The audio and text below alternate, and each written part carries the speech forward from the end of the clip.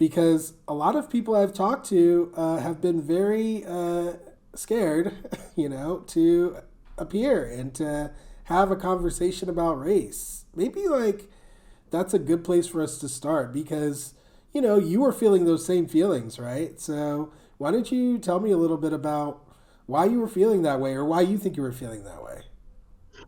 Um, so my journey with realizing my biases happened about 14 years ago with a dear friend of mine that was Black. And we were just having a conversation, and she was sharing about a white neighbor she had once that, would say things like, you don't act Black, your family doesn't act Black. And, I was saying all the right things, I was making all the right noises, and like, how horrible a person to say that. Later on in the conversation, we got to talking about interracial couples. And, I was like, well, I don't care who my son dates. My son's the oldest of four. And for some reason, I don't even know where it came from. I'm like, but I'm not sure I'd want my daughters to date interracially. And as, as the conversation progressed, I said, but not your boys. I said the same thing that that neighbor said. And it was like, I saw it for the first time. Here I am, just as bad as she is, and didn't even realize it. And I Okay, think all a right. Well, lot all right. of Well, wait, white hold Americans your hold your like that. horses now. Right. Let's before we stamp you and brand you. Okay, like, geez, let's back it up. Like, Yeah.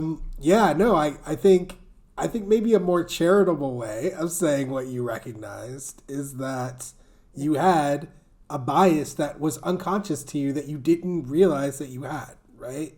And Yeah. it became Yeah. apparent to you because you had just been talking about that very bias and then you exemplified it and you realized that you exemplified it, right? Yeah. It takes a Yeah. very introspective person and someone who is concerned about growth to not only recognize it but to make a decision to acknowledge it. So I applaud you for both of those things, all right?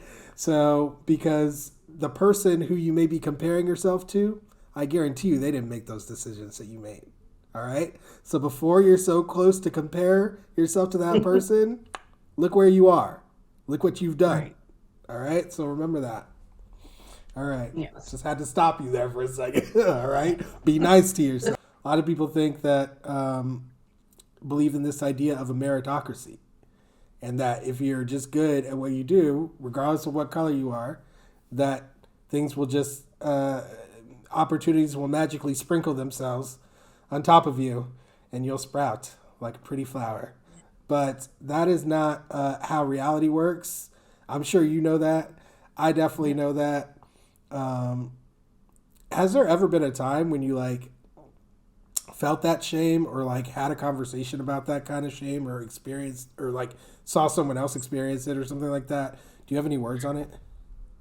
Um, I think there's naturally some guilt being white, that somebody in my past probably did some horrible thing. I mean, I've done horrible things, but um, taking ownership and blame for it, I don't recall feeling any of that. What hurt was that realization of my bias that I had. But I've grown from it. Do you And do you feel that like woman that and hurt I are more? still friends. Do you feel like that hurt more because it was like more like personal, right? It's more about you as an individual and like your mind and that you're like you felt like did you feel like a loss of control or something? I felt like it was kind of like a punch in the gut, like, oh my gosh, I am that person. Um, but To me, it's crazy to hear you I, say. It's crazy to hear me you say that because I can't believe I I have brought people to the place that you were in that moment. I have brought many people to that place, and none of them who I've brought to that place have had the reaction that you just said. None of them thought, I am that person. They made some reason, some excuse to believe that they were not that person. And they latched onto it. And if I knock that one down, they go and they create another one. If I knock that one down, they create another one in an endless cycle. Even if it didn't make sense, they'd continue on. But you right away, you were like, oh, wait, this is Well, true. looking in the mirror is hard, but that's where growth comes from. And I want to each day strive to be a better person, a more loving person, a more giving person. So maybe you could give me some insight into this. It's a little tangent, kind of, but like, obviously, I love that message. I love the values that you're expressing there, but we both know that there are many people who label themselves Christian, Yeah. who espouse the same values, but then their actions do not match up with those values. You even talked about how you kind of felt that betrayal of learning that America was built on these values, but they weren't really kind of living them out in reality. And then now we're not even learning about that. So, like, how do you square your faith, which is obviously very strong, with that history? And obviously, it's not just the history, it's still the present, right? So, Yeah. So I tried to be like Jesus and accept people for who they are, where they are. I was once someone that called myself Christian that did was not a Christian. So I try to be patient and kind to those. But that's my goal, to be as much like Jesus as possible. Jesus loved God and he loved people, and that's what I try to do. nice. And it and Jesus didn't like religious people either.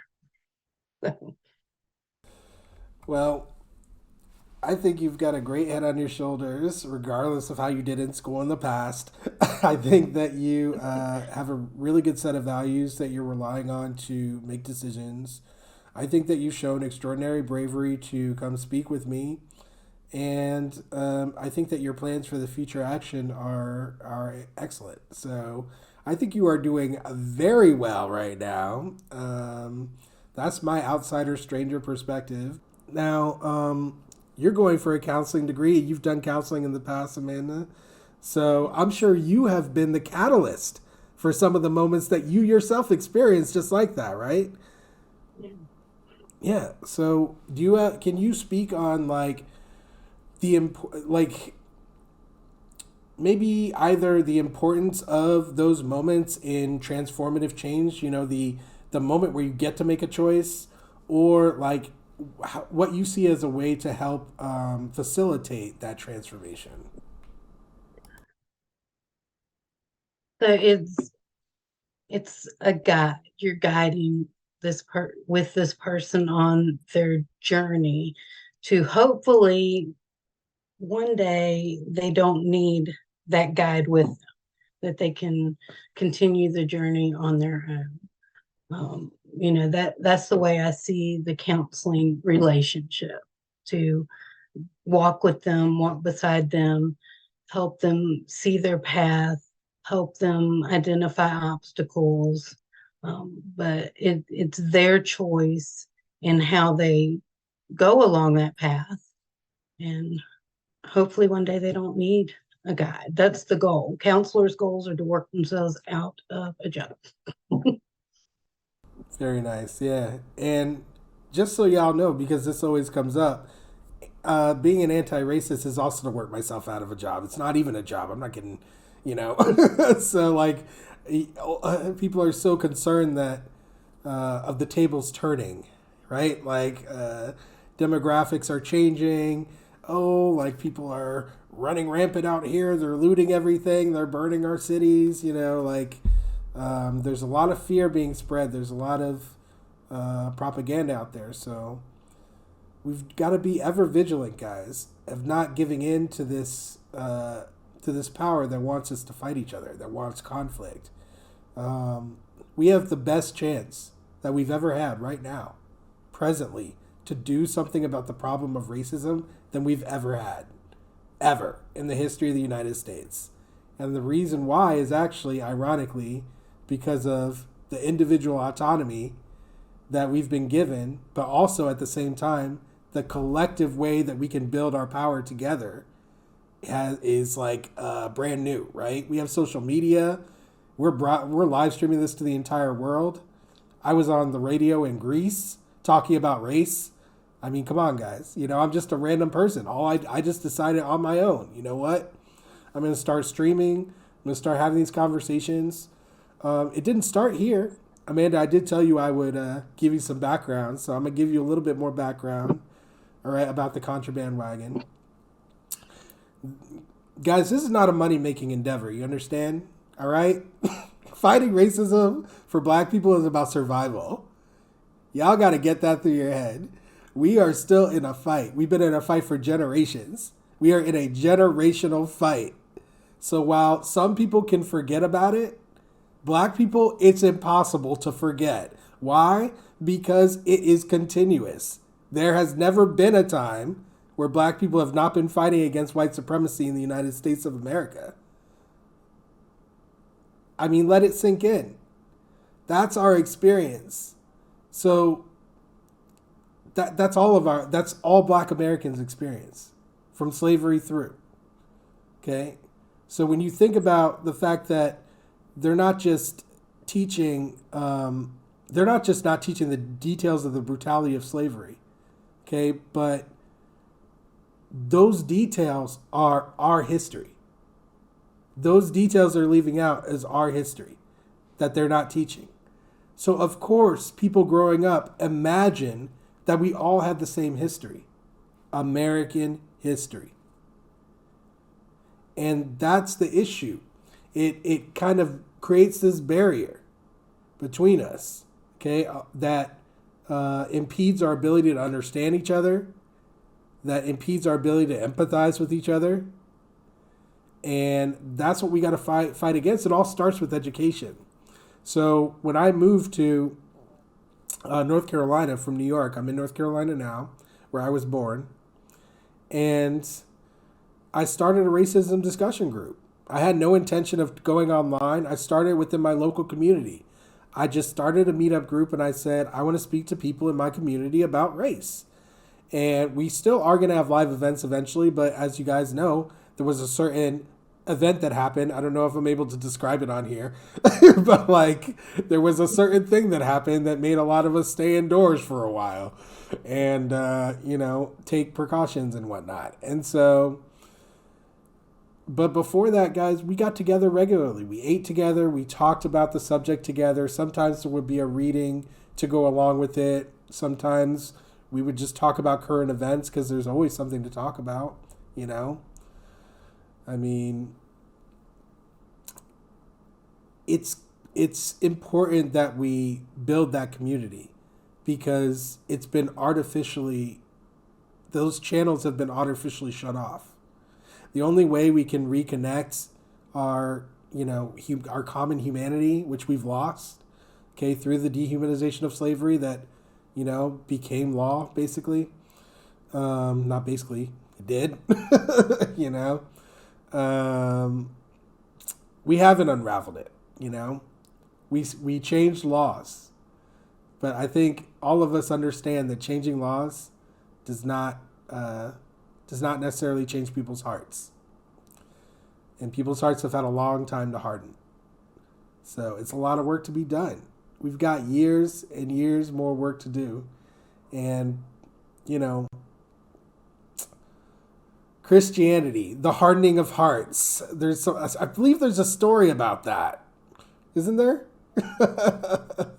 You mentioned that you had a story about a counseling experience. Wow, I totally forgot that I said that. About that. Yeah. Yeah, I did. I made a counselor cry. And it was a racialized white counselor. I was in college at the time. And I'm sitting there and I'm just talking to this counselor about my life. I was thinking nothing of it. I was literally just like telling them about my life. And I look up, like I heard the crying first. I wasn't even looking. And then I look And I'm like, and this person is tears are streaming down. And I was just like, wow. I was just like, I just got started. Like I was like, I'm not even like we're not at a crying moment yet. Like so I had that experience a lot of times though. I just thought it was pronounced that it was in a counseling session, with a trained professional with a PhD. Out of the ashes, you know what you mean? You gotta build something, you gotta make something, you gotta do something if it means something to you. I'm passionate about this subject. I think that this is something that could destroy our country if we don't deal with it. And I think everyone realizes that, no matter what they believe. Um, the unfortunate part is that there are too many people who would suggest inaction based on that knowledge. It's not going to work, guys. This is coming to a head one way or another. And so you're not going to be able to delay your decision making, your internal decision making any longer. You need to face head on the choice that you have before you, which is to, respect humanity or to continue supporting a system that does not, that so obviously and clearly does not. Kids are getting blown away in our schools, like on the regular. Like, I mean, what kind of society are we even living in anymore? You know what I mean? I mean, we need to start looking at ourselves honestly. Look at what kind of society could allow this. Okay, it's one that is steeped in white supremacy, where people were dehumanized. We are good at dehumanization. It's what we have practiced through the generations. It runs through all of our institutions. I mean, it can't be any clearer with the kids. The sound of children screaming has been edited out. Uvalde, come on, guys. Like, what more evidence do we need to recognize the link between treating people like their property, like they're nothing, like their humanity is meaningless, and allowing this to continue without passing any legislation that we know would do something to stop it? We know for sure, okay? So we are making a conscious decision to continue to let kids die. That's what we're doing in this country, in the United States. I think that only a country that treated slavery as part of its way of operation, economic stronghold, and social order could manage that. And we have not reckoned with that past, and we must do it now. That is my plea to all of you, okay? And it doesn't take a lot. It just takes you spending some time contemplating these issues and just do a little bit of educating yourself, whether it's coming here, listening to our conversation, or whether it's, reading a book on a subject matter that you're interested in.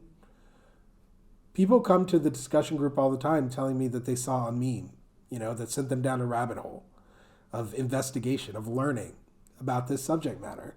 But I'll tell you, the one most common thing that brings people into the discussion group is that they get into a relationship with a person of color. They're like, okay, like I started dating this black woman, and then all of a sudden I was just like seeing all this stuff. So we got to pull the blindfold off of more and more people until people are ready to make their choice. And once people make their choice, once you make your choice, it doesn't mean it's permanent, but, just understand what you're doing. That's it. Just understand what you're doing it. And like Draymond Green would say, stand on that. All right. Stand on it. All right. Let me ask you maybe a little bit of a hard question, but I like digging deep, and it's really more into like the psychology and the human experience, because I feel like the more I can understand people's human experience, the more that I'll be able to find pathways to get people to have the moment that you had, right? And I want to talk about that moment again. The realization you had, I am that person, and I accept that. So you said the prevalence of racism is one of the reasons that it made it a focus for you and something that you were interested in. However, we also talked earlier about before your transformation that while racism was prevalent around you, you ignored it. So I guess my question to you then is like, did you even have a thought back then that racism was prevalent while you were ignoring it? Not many, I don't think. Like, I just, because I had Black friends and, I wasn't mean to people. I just didn't see it in me or in others, I don't think. Or when I did, it was, on TV or in the news. Like, it was just, I was completely blind. Hmm. So I like the way you said that because one thing that I like to talk about and one thing that I teach about is about the limits of our imagination. Okay. I don't talk about this a lot, but I'm going to talk about it right now. So think about it, guys. We all have a different human experience. We are limited as human beings. We cannot experience everything. Okay. We cannot understand everything. We cannot learn everything. We're not built for that. Okay. However, humanity is built for that, actually. The way we're built for that is by sharing knowledge with each other, right? So I don't have to experience what you experience. I can learn from your experience if you communicate that experience to me. So many times I'll hear people say, oh, I can never understand what it's like to be black in America. I could never understand that. And my comment to that is always, well, have you tried? How much time have you spent trying to do that?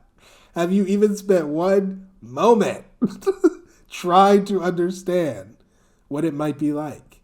Because let me tell you, you can understand.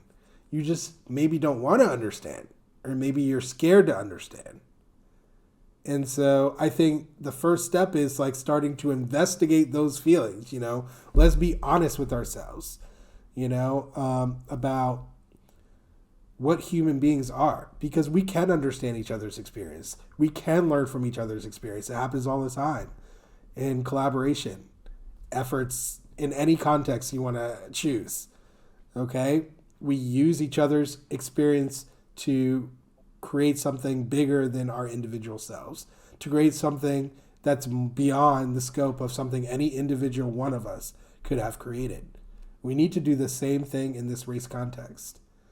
I know it might be a little hard to visualize or imagine, but leave that to me. Okay, I've been doing this thing for decades, so Misrepresentation on TV. Like, that's something that I'm noticing now. There's so ooh, much I let's not. didn't Oh, notice I want to before. hear all about that. What are you Yeah. noticing now that you weren't noticing before on TV? Um, just the diversity is um not accurate. Now, a lot of the stuff I've watched recently is older stuff, but you know, Friends, for instance, I do love that show, but it's in New York, and how many black people do you see on that show? Like, stuff That's like a that, really I'm good noticing point. now. I literally have, I've heard a lot of criticism of Friends, but I literally have never heard that point before. That is a really good point. And I lived in New York for like 12 years. So you would think I would have thought about that, but never thought about that till you just said it. So I love that. Is there anything else?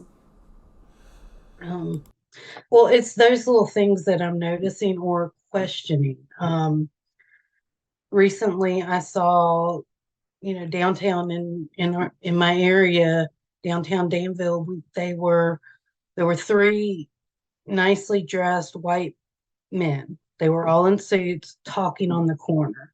And I was like, okay, they're probably getting ready to go into the restaurant across the street. But then I asked myself, would my reaction be different if they were three black men, if they weren't wearing suits, if they were women?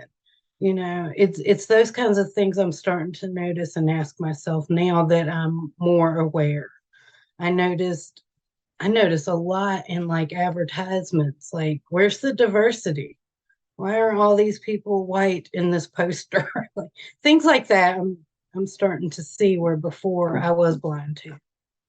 It's so interesting you're saying that because right now, one of the biggest complaints I hear on social media is that people are like, there's too many black people in commercials now. No, you have to be black to be in a commercial. Let me tell you that I was once in a bar in New York and I was talking to the bartender who is an actor. And he was like, this is like 10, 12 years ago. And he said back then it was impossible for a white male actor to get a job because they're only looking for black people. And he's just telling me this with a straight face. And I was just like, I'm just sitting there like, I was like, is this real? Like, you're serious? And he was dead serious. He was like, yeah, like 90% of the jobs, they only want black people. He said 90%. He actually said that. Yeah. So it's interesting. Think about that was his perception, right? That was, or what he wanted to imagine, I guess, is more accurate. And so, like, think about the resentment that can build up as someone thinks that that's what's going on, right? That 90% of the acting jobs are going to people who are not white men. I mean, that can be very frustrating. And then that oppression narrative that's out there on channels like Fox News, although Tucker, rest his soul, is gone. But white replacement theory that he was pushing, oh, they're taking everything away from you. They want to transform this country, this and that. That can be very appealing to a person who believes in that illusion. And there are a lot of people who do believe in these illusions, that they think that black people are just being placed in jobs willy-nilly without any experience or expertise or training or ability to do the job or academic credentials or whatever, which is not a thing. They think that immigrants are going to take all their jobs, this or that. They think that,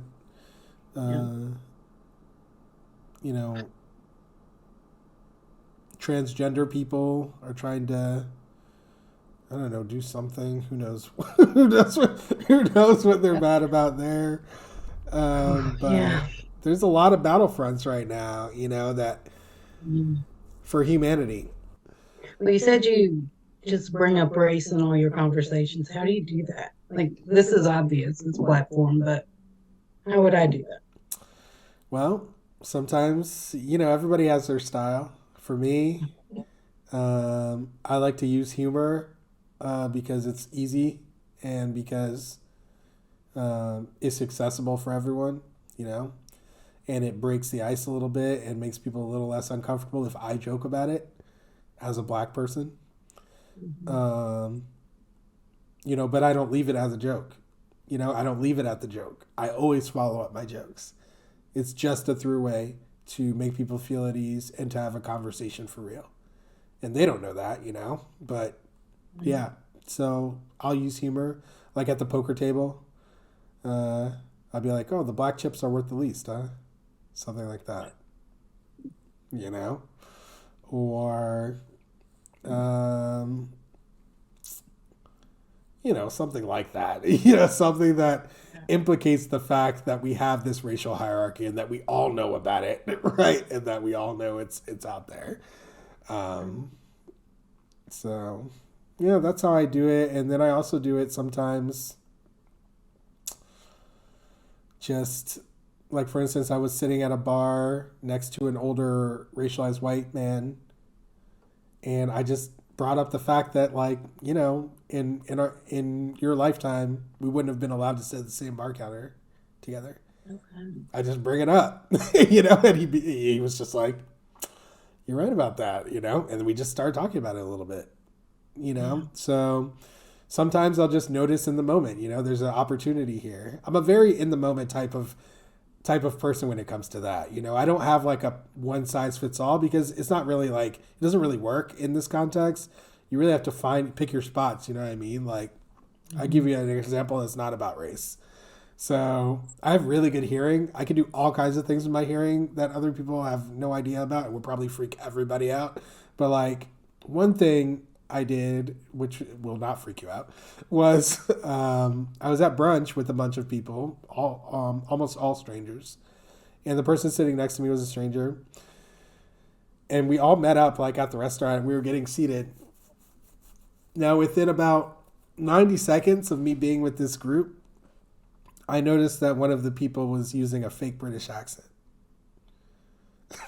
and they continued using it like for the next 10 minutes. I was like, okay, this is clearly a thing that's just going to like continue on for the entire time.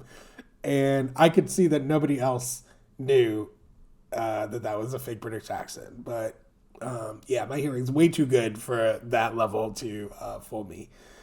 And the person sitting next to me, I had to tell someone because it was just hilarious. Honestly, it was like the funniest thing to me. So I told the person, and he's like forming the words to tell me that I'm wrong, but at that very moment, he heard it because the person slipped up in a way that made like they dropped for just a second and made it obvious. And we both just burst out laughing. And we were the only two who ever found out. Like, we didn't communicate it to anyone else. But it was just our little joke. But the point is, like, perception, right? And these moments of clarity and understanding of other people's experiences and what people are perceiving.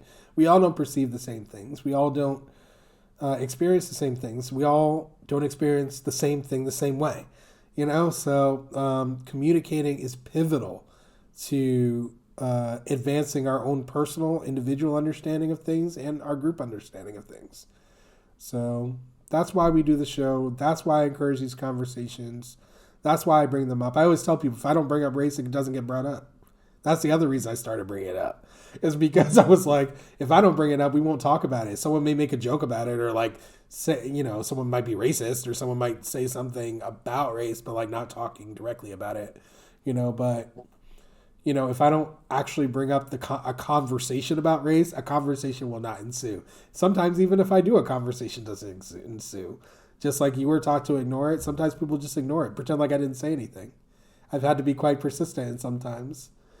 So, yeah, it's a chore. It's arduous, but try the humor trick. It does work, and but just follow it up with something a little more sobering and you know nothing accusatory, just something like, hey, what do you think about this, you know. My mom's friend, I remember we were at Outback Steakhouse, my family's restaurant or whatever. And my mom's friend from work, longtime friend, she's known me since I was a baby, and she brought up George Floyd, and she was like, it's such a shame they put a mural of George Floyd and like they're celebrating him like some kind of hero. And I was like, no, like that's totally not at all what's happening, you know? And like just explaining to her. And when I was done explaining, she said, yeah, but that mural, it's just a shame. She just said the exact same thing that she said before. It was as if I said absolutely nothing. And you know, what was also interesting is my mom noticed that as well. And, you know, I could see she made the decision to ignore that.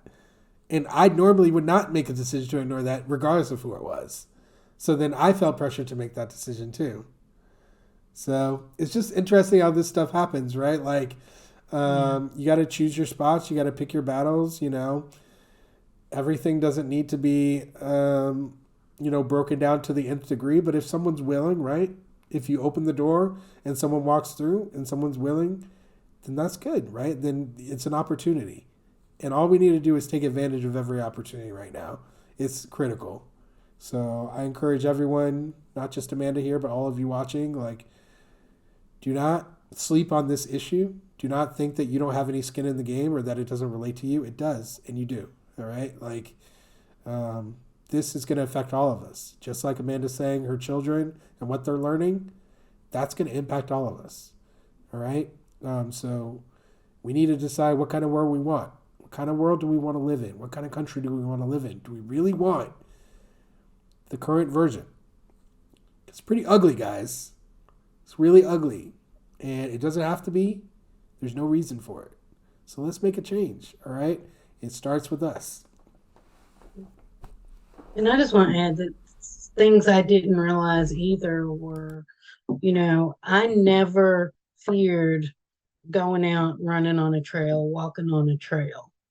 I never thought, you know, I might get stopped, I might get shot.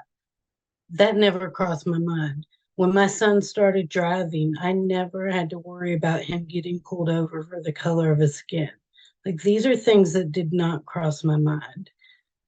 And I'm noticing now, I'm realizing now, and I just hope others like me can start noticing those things as well and have those conversations, listen to people's stories.